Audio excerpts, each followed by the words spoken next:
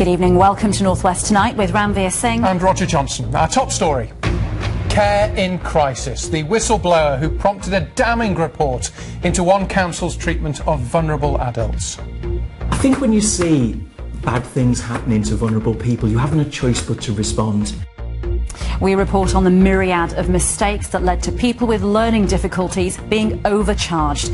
Also in the programme, could this transformation create 20,000 jobs?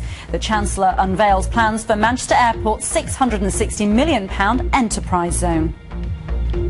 It gets full marks for convenience, but how many pennies would you spend turning this into your office?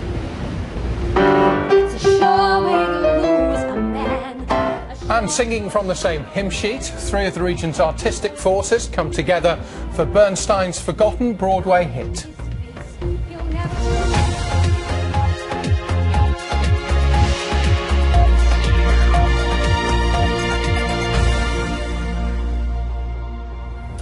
They were vulnerable people who trusted the council, who provided their care to look after them. But Wirral Borough Council systematically overcharged 16 adults with learning difficulties for 9 years. When whistleblower Martin Morton exposed the exploitation, he was repeatedly ignored and paid to keep silent. Today, a damning independent report criticises the council for a myriad of errors which put vulnerable adults in a totally unacceptable situation. The findings are being discussed at a special council meeting this evening, and our reporter Abby Jones is here in the studio to tell us more. Abby. Thanks, Roger. For more than 10 years, Martin Morton has refused to be silenced. He tried to tell his bosses at Adult Social Services in 2001 that vulnerable adults were being exploited, but nobody listened. Instead, he was given a £40,000 payout and asked to keep quiet. He didn't. I think when you see bad things happening to vulnerable people, you haven't a choice but to respond. You've got a moral obligation and you've got a professional obligation to intervene.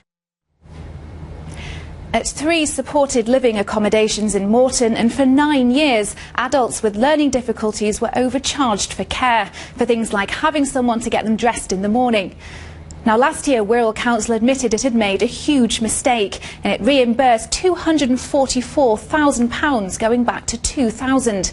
But today's damning report says it should refund charges back to 1997.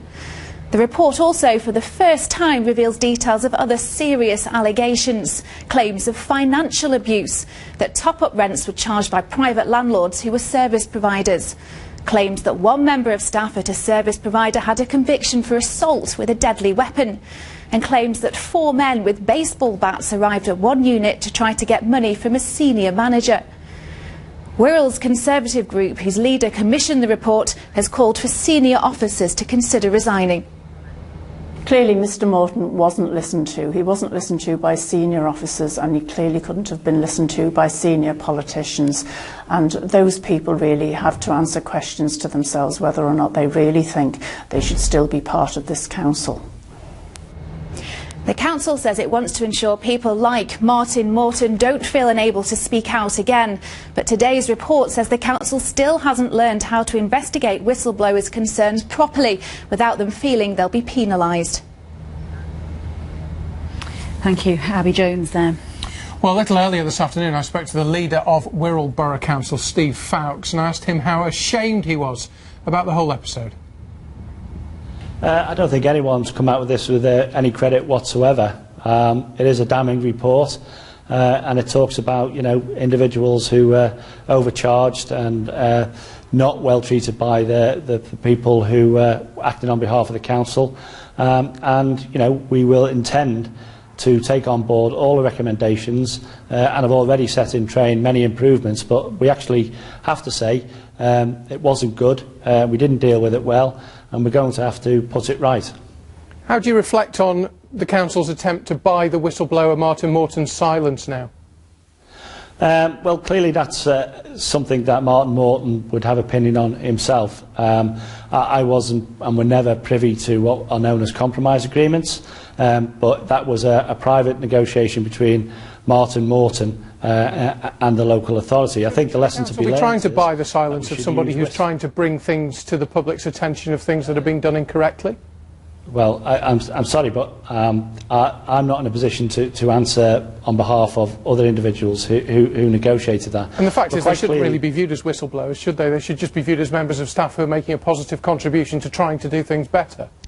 Exactly, and how it got to this nth degree of this is something that we need to reflect on and work from. You know, it's not good that people who are vulnerable have been subjected to this type of treatment. We apologise unreservedly. I've apologised unreservedly to Martin Morton individually. We hold our hands up. We say we got it wrong. The authority got it wrong. Individuals got it wrong. But we need to move this department on and do a better job. And we are doing a better job. There are damaging allegations that have been made about the conduct of some care staff. Will they now subsequently be pursued? Yeah, at Cabinet tonight we will be suggesting that any other issues that are in the report outside the main thrust of the report are thoroughly investigated. If you've had a chance to read the report in detail, some allegations are corroborated or uncorroborated.